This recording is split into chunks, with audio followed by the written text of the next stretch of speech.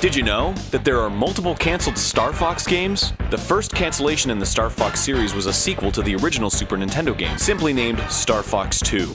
A ROM of Star Fox 2's alpha build was actually leaked online. The beta build of the game was also leaked in 2002, showing the game very close to completion. All of the gameplay elements were in place, and besides a few minor bugs, it seemed ready for distribution. It's said that the game was shelved because Miyamoto wanted a fresh start on 3D Nintendo games using the N64, but there's never been an official statement as to why the game was cancelled. One thing we'd like to point out, because it's a pretty cool and obscure reference, the game's title screen is paying homage to the original Star Fox beta title screen.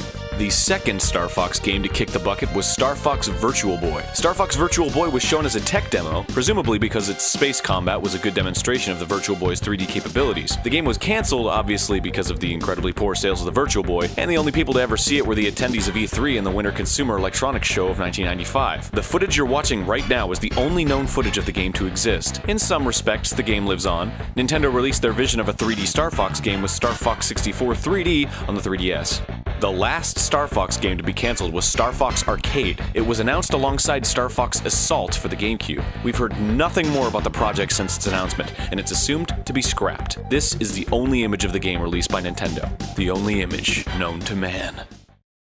Now this is a pretty interesting theory. Here you can see Fox McCloud. Duh, right? Well, take a look at his legs. They're robotic, and so are all the legs of all the other pilots in the Star Fox universe. The theory goes, their legs were amputated to stop blood rushing out of their upper body and into their lower legs under the intense G-forces. This would make sure they don't pass out from lack of blood flow to the brain. Modern fighter pilots in real life wear tight clothing around their legs, stopping the blood rushing into their legs and preventing them from fainting. So this is a similar principle. There is an argument against this theory that the R-Wings are actually equipped with a system called G-diffusion that reduces the intensity of G-forces inside the ship, but this concept wasn't introduced to the Star Fox universe until Star Fox 64. This metal leg concept is also referenced in the Super Smash Bros. Series, where Fox clearly has robotic legs. In the newer Star Fox games, Fox seems to have normal organic legs with big boots, but the modern design was remodeled by Rare, not Nintendo, for Star Fox Adventures. It seems the original vision for the Star Fox pilots was a little darker than we all realized.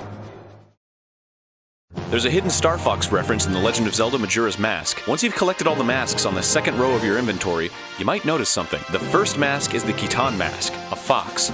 The second mask is the Bremen mask, a falcon. The third is the bunny hood, a rabbit or a hare. And the fourth mask is the Donjiro mask, a frog or a toad.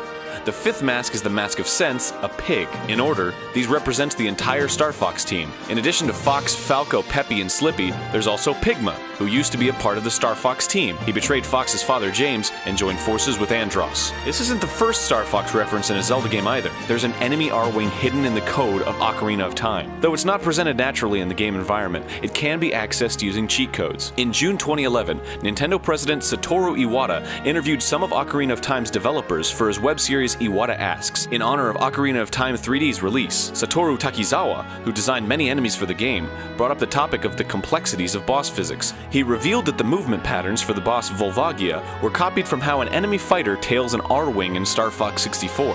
The R-Wing was inserted as a placeholder so the development team could mimic the enemy movement accurately, then simply switch out the model for Volvagia. Well, hey, that's all for today, but we'll be back with more Did You Know Gaming soon. So make sure you subscribe, like us on Facebook, follow us on Twitter, and check out more gaming trivia at didyouknowgaming.com. And if you want some more in-depth gaming analysis, go watch some Sequelitis. It's a good show. It's a good show.